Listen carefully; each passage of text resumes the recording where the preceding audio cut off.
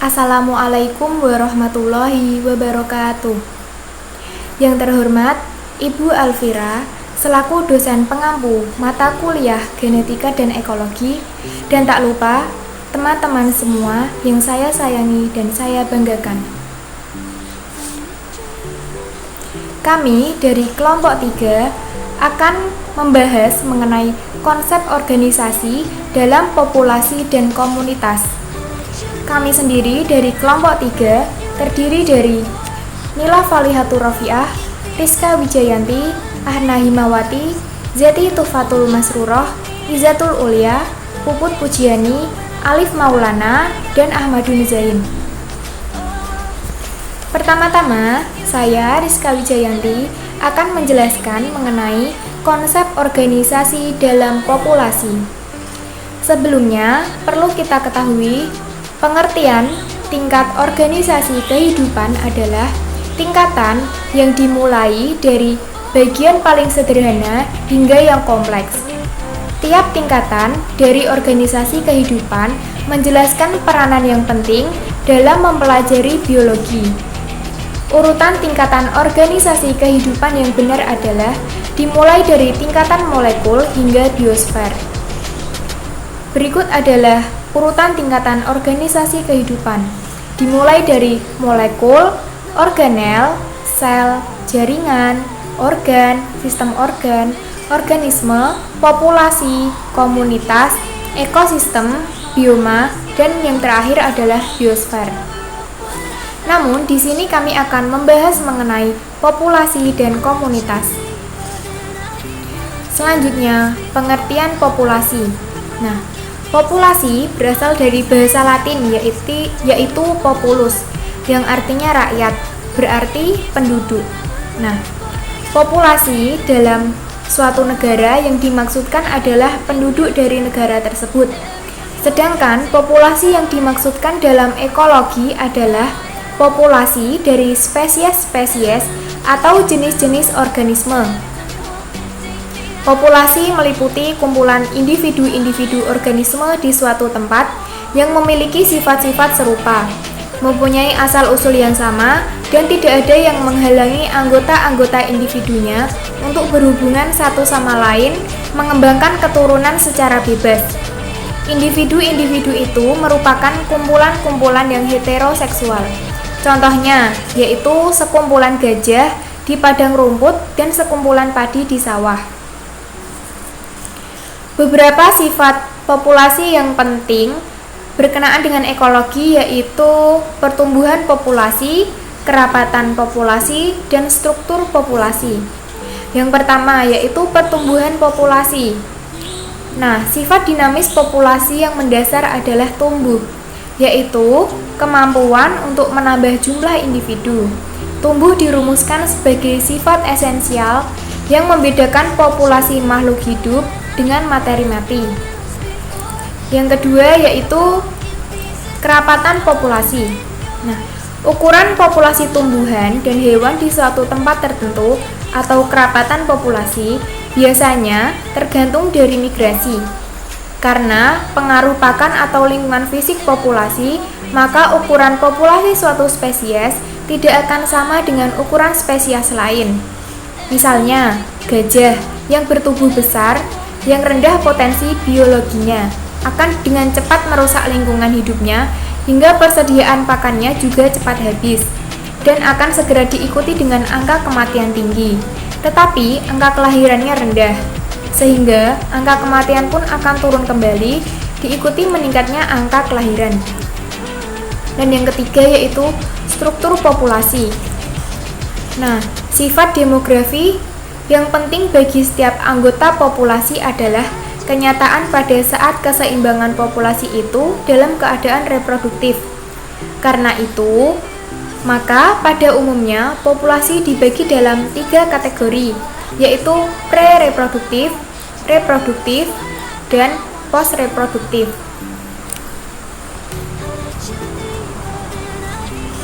Yang membedakan populasi makhluk hidup dengan materi mati. Yang kedua yaitu kerapatan populasi.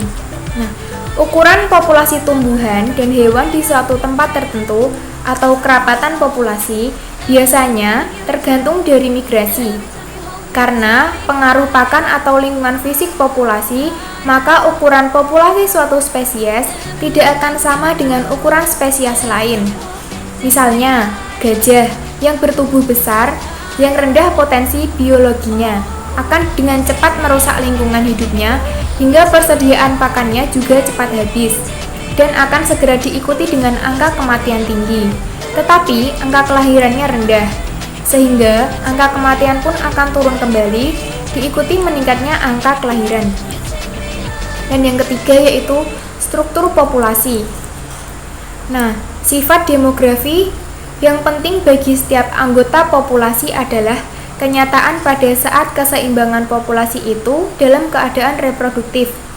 Karena itu, maka pada umumnya populasi dibagi dalam 3 kategori, yaitu pre-reproduktif, reproduktif, dan post-reproduktif.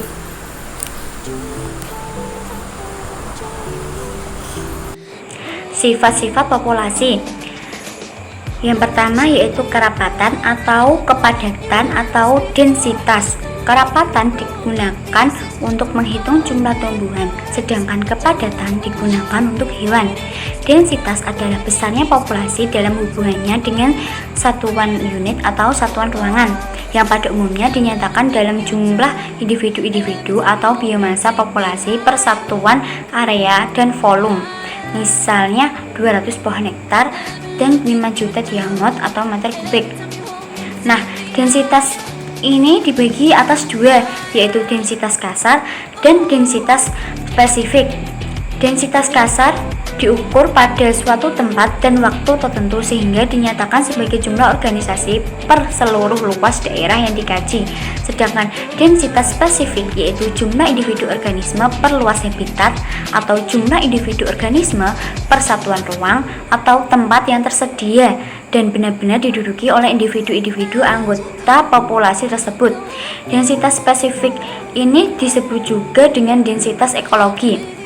Yang kedua ada natalitas atau angka kelahiran. Natalis adalah kemampuan inheren suatu populasi untuk bertambah.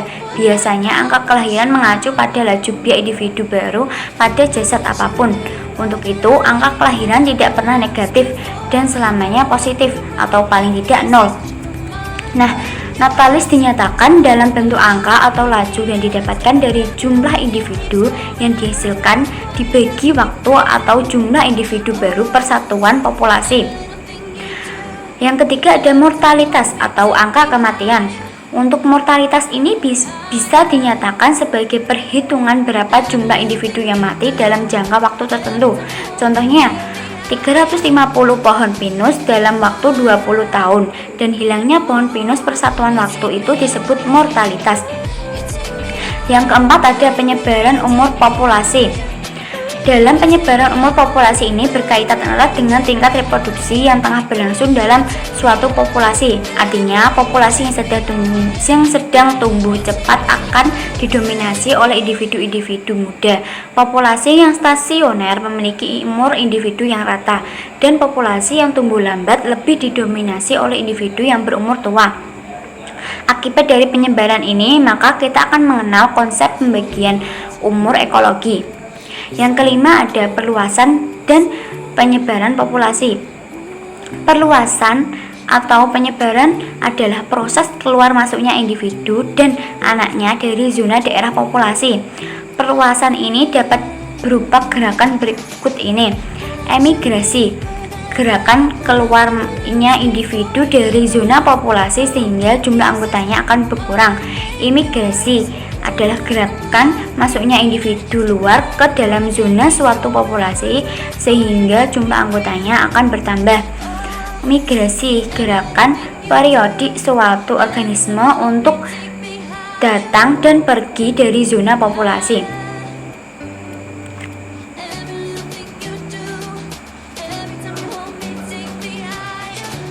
Faktor pembatas populasi. Yang pertama yaitu faktor fisik. Faktor fisik bisa saja membatasi ruang gerak sebuah populasi. Di antaranya yaitu sinar matahari, suhu, kelembapan, serta ketersediaan air dan lain-lain. Yang kedua yaitu faktor kimiawi dan non-fisik. Faktor-faktor non-fisik adalah faktor pembatas yang biasanya tidak dapat diraba atau dilihat secara kasat mata. Biasanya juga disebut faktor kimiawi karena didominasi oleh beberapa zat tertentu yang mampu membatasi ruang hidup dan frekuensi interaksi individu di dalam populasi. Contohnya, kelebihan karbon monoksida, sulfat, dan karbon dioksida akan memberikan pengaruh besar ke dalam tata kehidupan individu dalam lingkungan populasi. Yang ketiga yaitu faktor pembatas, tipologi ekosistem, dan indikator ekologi. Jika suatu organisme mempunyai batas toleransi yang lebar untuk suatu faktor yang relatif mantap dan jumlah yang cukup, maka faktor tersebut bukan faktor pembatas. Sebaliknya, jika organisme diketahui hanya mempunyai batas-batas toleransi tertentu untuk suatu faktor yang beragam, maka faktor tersebut dapat dinyatakan sebagai faktor pembatas. Beberapa keadaan faktor pembatas diantaranya yaitu temperatur, cahaya, air, gas, atmosfer, mineral, arus dan tekanan, tanah, dan api. Masing-masing dari organisme memiliki kepekaan berbeda terhadap faktor pembatas. Yang keempat yaitu tipe-tipe interaksi populasi. Yang pertama yaitu pemangsa atau predator, di mana ada pihak yang secara langsung menyerang pihak yang lain. Kedua, komensalisme, di mana ada pihak yang diuntungkan akan tetapi ada pihak lain yang tidak diuntungkan maupun dirugikan. Yang ketiga yaitu protokorporasian, di mana kondisi kedua pihak diuntungkan tidak sengaja. Yang keempat yaitu mutualisme, di mana kondisi yang saling menguntungkan dan membutuhkan satu sama lain.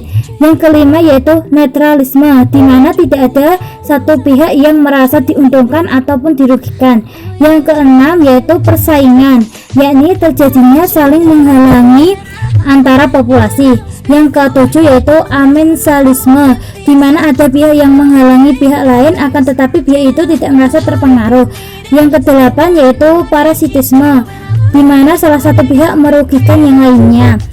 Yang terakhir yaitu yang kelima, pertumbuhan populasi. Pertumbuhan populasi adalah proses sentral di dalam ekologi. Pentingnya mengetahui suatu populasi itu tumbuh adalah ketika adanya interaksi spesies seperti predator, kompetisi, herbivora, dan penyakit yang berdampak terhadap pertumbuhan populasi dapat menghasilkan perubahan dalam struktur komunitas. Suatu populasi yang dilepaskan pada suatu lingkungan yang sesuai akan terus bertambah jumlahnya, dan dalam lingkungan hidup dari organisme terdapat fase lahir, pertumbuhan, dewasa, tua, dan kematian. Konsep organisasi dalam komunitas. Komunitas merupakan suatu unit fungsional dan mempunyai struktur yang pasti. Namun, struktur ini sangat variabel karena jenis-jenis komponen dapat dipertukarkan dengan ruang dan waktu. Struktur komunitas merupakan sekumpulan populasi dari spesies-spesies berlainan dan bersama-sama yang menghuni suatu tempat. Misalnya, komunitas paku-pakuan, komunitas hutan tropika humida, atau komunitas burung pemakan biji-bijian di suatu tempat. Komunitas biotik terdiri dari kelompok-kelompok kecil yang anggotanya lebih akrab lagi satu sama lain, sehingga kelompok kecil ini disebut dengan populasi. Populasi dan komunitas mempunyai tingkat organisasi yang lebih tinggi daripada individu dan juga mempunyai kesatuan yang nyata. Nah, mengapa disebut dengan kesatuan yang nyata? Karena komunitas memiliki karakteristik tambahan selain karakteristik yang dipunyai oleh individu penyusunnya. Nah, macam-macam komunitas ada dua, yaitu komunitas perairan dan komunitas daratan. Komunitas perairan contohnya adalah komunitas laut, sungai, danau, atau kolam.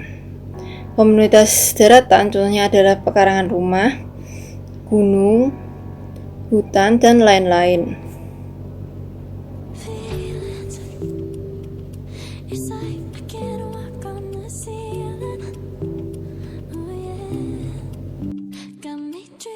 Baik, selanjutnya adalah pola-pola komunitas. Seperti yang sudah kita ketahui bahwa komunitas adalah sekumpulan populasi dari dua spesies atau lebih yang saling berhubungan dalam suatu wilayah yang sama.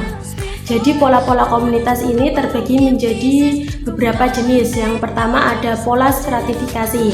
Pola stratifikasi ini adalah pengelompokan sesuatu dari tingkatan paling bawah sampai ke tingkatan paling atas. Contoh stratifikasi yaitu pada stratifikasi pepohonan di hutan, yaitu ada tingkatan stratifikasi paling bawah yaitu pada tumbuhan lumut, lalu ada tingkatan di atas lumut ada rumput, yang ketiga ada stratifikasi pada semak belukar, yang terakhir ada pepohonan besar yang menjulang tinggi. Yang kedua ada pola zonasi. Pola zonasi ini adalah pengelompokan yang membagi atau memecah suatu zona atau area menjadi beberapa bagian, yaitu ada zona litoral, neoritik, batial, dan abisal. Yang ketiga ada pola prioritas. Pada pola prioritas ini yaitu pengelompokan sesuai pada kegiatan atau aktivitas, seperti contoh pada hewan yang ada di bumi ini, seperti hewan nokturnal yang aktivitasnya pada malam hari, diurnal dan krepuskular yang beraktivitas pada siang hari. Lalu yang keempat ada pola reproduktif. Pola reproduktif ini yaitu pola yang dilakukan oleh hewan pada saat akan bertelur, seperti contoh pada hewan burung migrasi yang berpindah tempat untuk bertelur.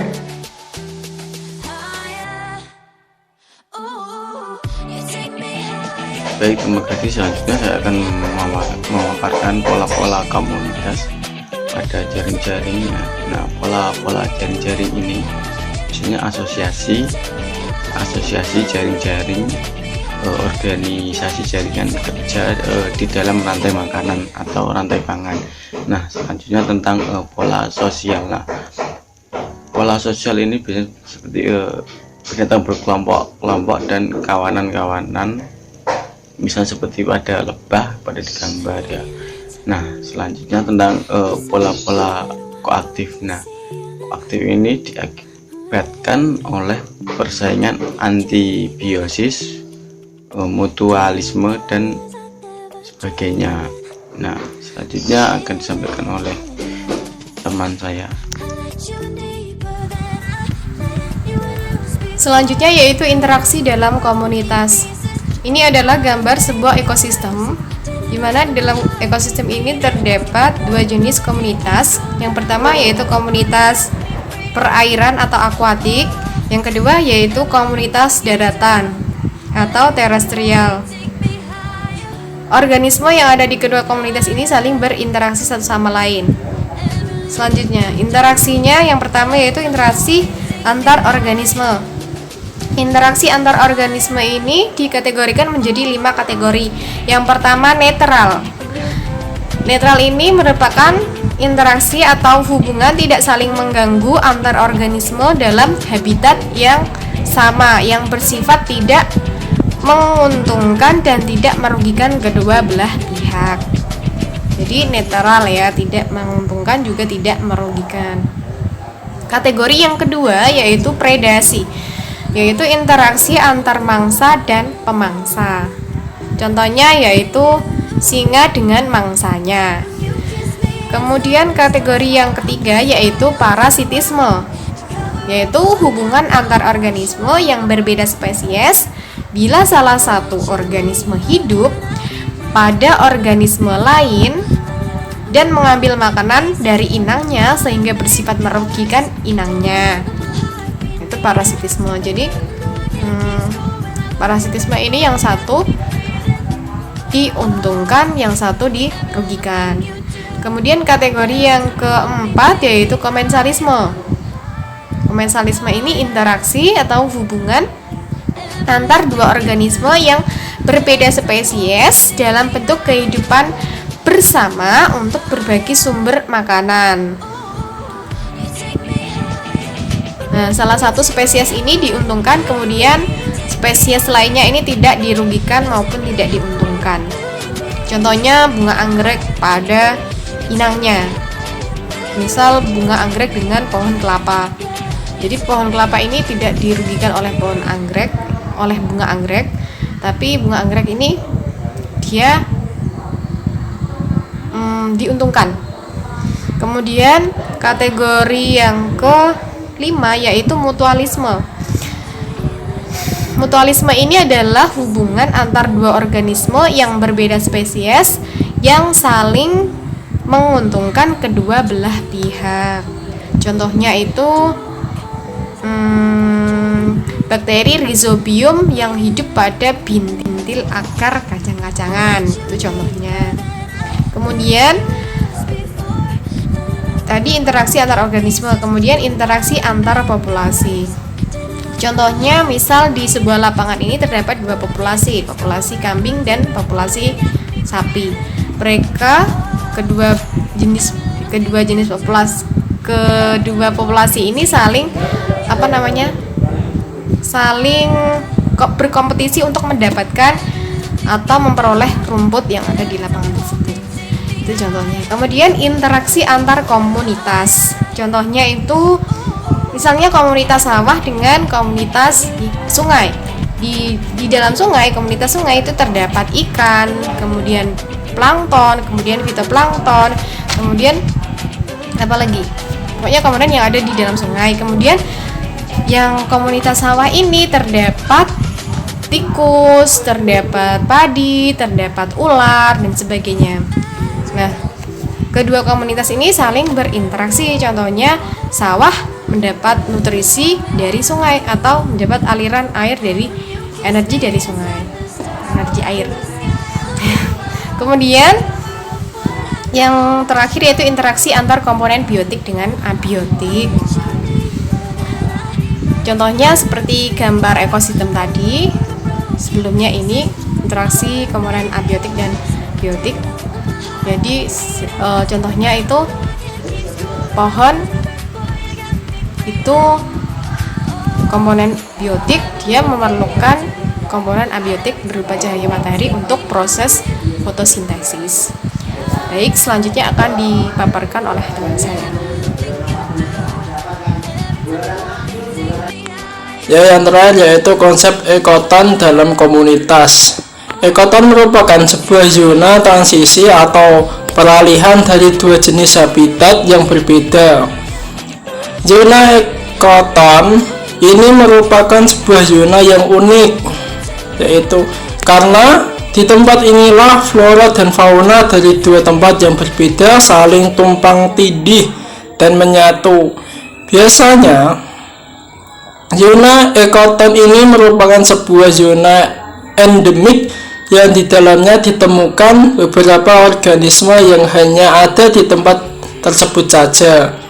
Salah satu contoh zona ekoton adalah perbatasan antara hutan dan padang rumput, atau perbatasan pada rumput dan gurun. Demikian presentasi dari kelompok 3 mengenai konsep organisasi dalam populasi dan komunitas. Semoga bermanfaat, dan jika ada yang ingin bertanya, tulis di kolom komentar ya. Wassalamualaikum warahmatullahi wabarakatuh.